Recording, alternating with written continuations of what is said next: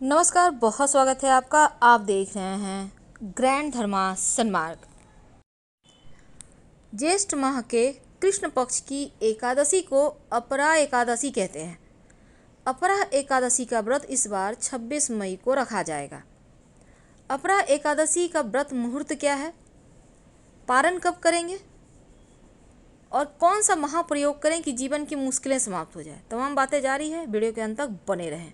अपरा एकादशी व्रत का पारण रहेगा 27 मई को सुबह 5:25 से सुबह 8:10 तक, यानी कुल 2 घंटे 45 मिनट का वक्त है। आप इस वक्त पारण कर सकते हैं और व्रत 26 मई को रखा जाएगा।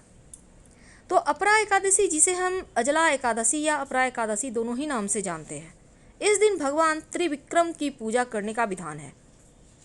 एकादशी का मतलब ही है कि पुण्य देने वाली तिथि।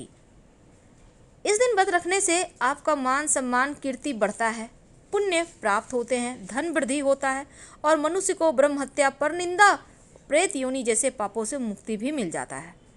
इस दिन तुलसी, चंदन, कपूर, गंगा जल से भगवान की पूजा करनी चाहिए।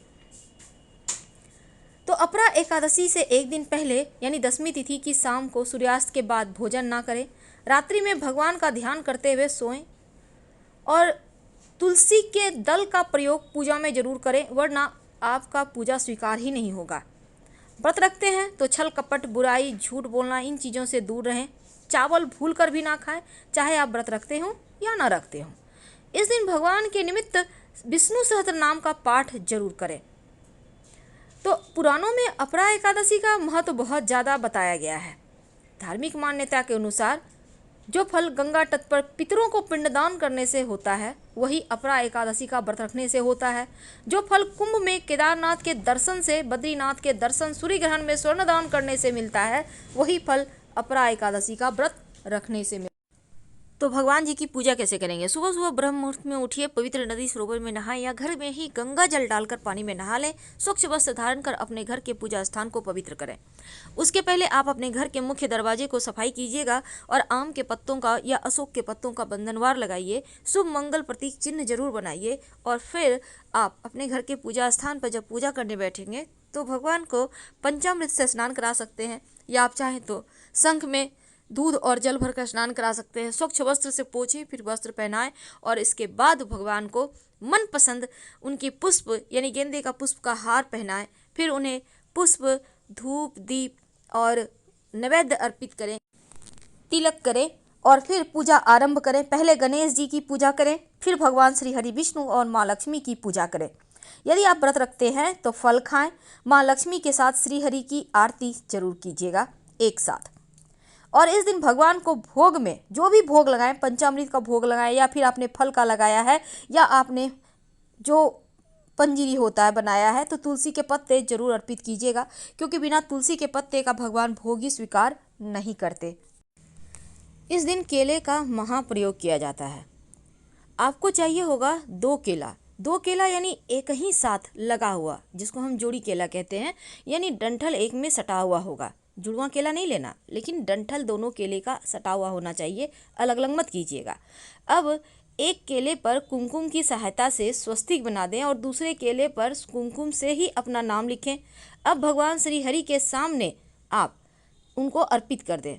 एक मिट्टी का दिया जलाएं, सुबह में कर सकते हैं, शाम में भी कर सकते हैं, और दीपक में एक लौंग जरूर रखिएगा। फिर अपनी मनोकामना कहिए। ओम नमो भगवते वासुदेवा का जप करें और अगले दिन यानी द्वादशी तिथि पर पारण से पहले दोनों केला को आप लीजिए, अपने ऊपर से 7 बार उतार लें। इसके बाद दोनों केले को अलग करें और जिस केले पर आपने स्वस्तिक बनाया है उस केले को गाय को खिला दें और अपनी इच्छा गौ माता से जरूर कहिए। जिस पर आपने अपना नाम लिखा है स्वयं प्रसाद के रूप में खा लें। अगर गाय ना मिले तो उस केले को कम से कम 3 लोगों में बांट दें, 3 लोगों को खिला दें। आप देखिएगा हर इच्छा पूरी होगी, धन की बरसात होगी। एकादशी का व्रत महीने में 2 बार आता है, शुक्ल पक्ष की एकादशी और दूसरी कृष्ण पक्ष की एकादशी। एकादशी व्रत रखने के महिमा बहुत है।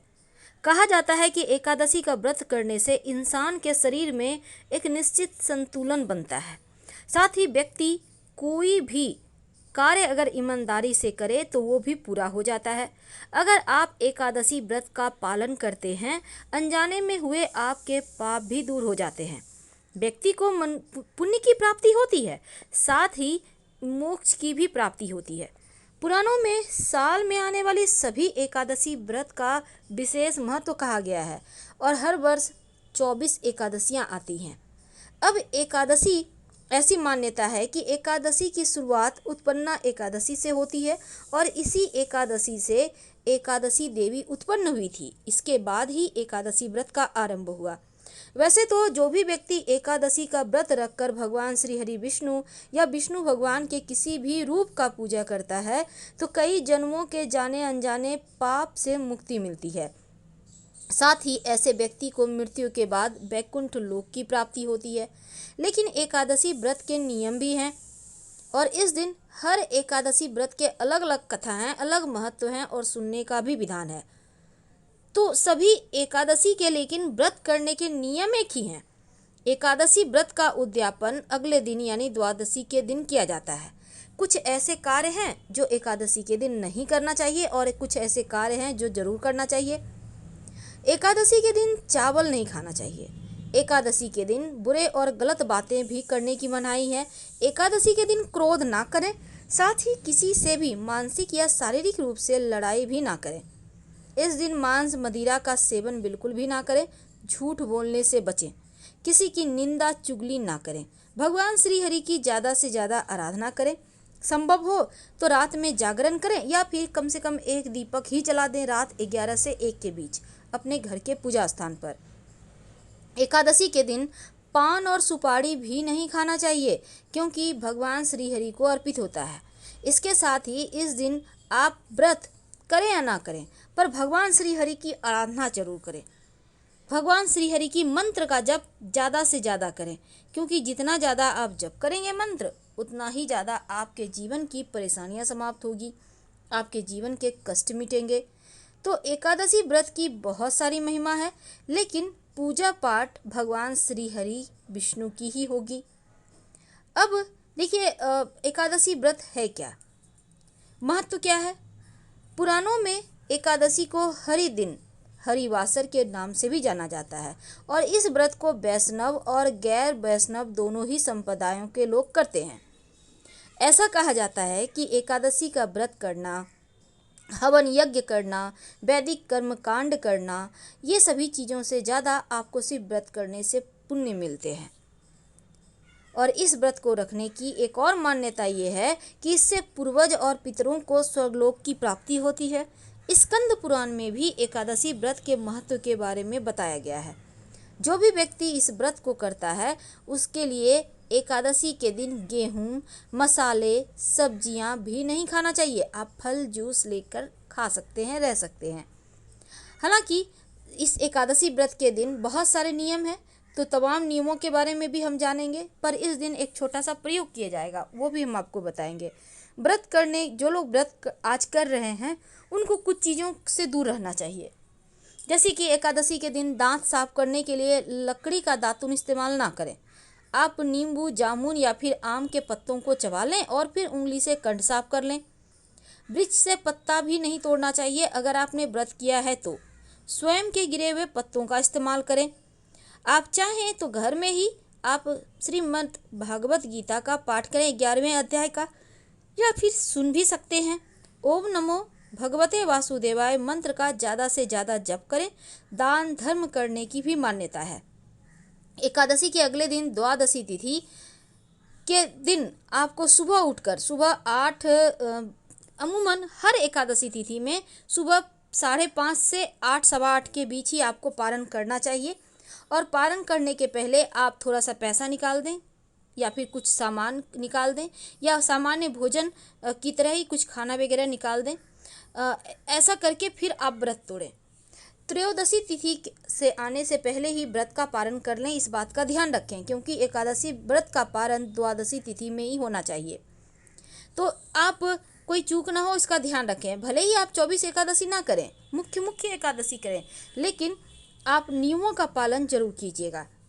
तो एकादशी के दिन जहाँ तक संभव हो कम बोलें, सात्विक रहें, बाल मत कटवाएं, घर में जो वृक्ष हैं किसी के भी पत्ते ना तोड़े, चावल तो नहीं ही खाना चाहिए, किसी और का दिया हुआ अन्न भी मत खाइए और मन में किसी भी प्रकार का विकार ना आने दे।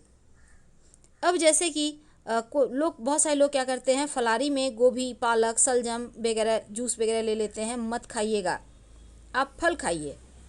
एकादशी व्रत की कथा जरूर सुने, क्योंकि इसके पीछे कई सारी कहानियां हैं। व्रत कथा बहुत महत्वपूर्ण है और एकादशी के दिन सुनने से व्रत कथा जो है ना बहुत अनिवार्य माना जाता है। शास्त्रों में कहा गया है कि बिना एकादशी की व्रत कथा सुने व्यक्ति को उपवास का पूरा फल नहीं मिलता।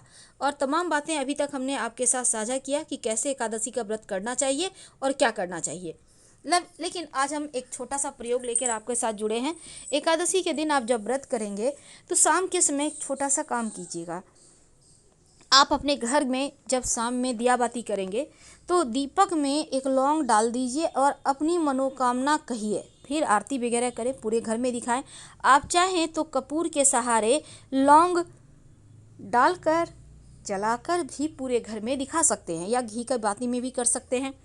अगर आप दीपक में एक चुटकी पीली सरसों डाल देते हैं तो निगेटिव एनर्जी शांत हो जाएगी और अगर लौंग डालते हैं तो हर मनोकामना पूर्ण होगी। फिलहाल आपसे विदा लेते हैं। हर हर महादेव। धन्यवाद।